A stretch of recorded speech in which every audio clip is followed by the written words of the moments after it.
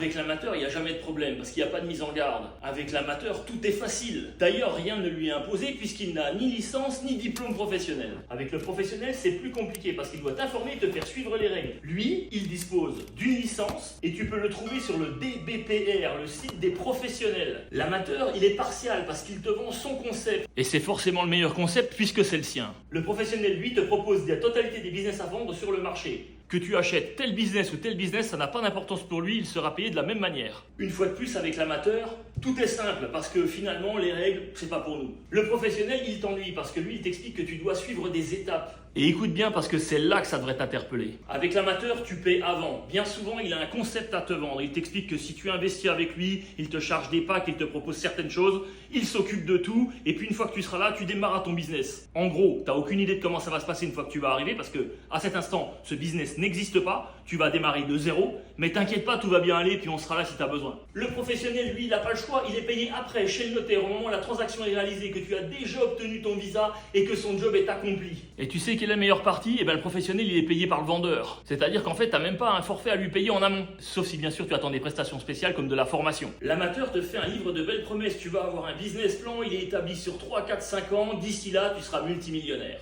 Le professionnel te propose un achat concret avec des historiques de l'entreprise, des avis d'imposition, etc.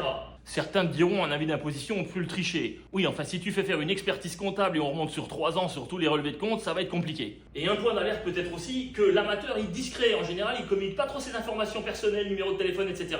Le professionnel, lui, il est transparent. Tu as toutes ces informations et il communique avec toi en toute liberté. Alors amateur ou professionnel, maintenant c'est à toi de choisir. Mais une fois que tu seras sur place, si ça se passe mal, surtout n'appelle pas le professionnel, c'est trop tard.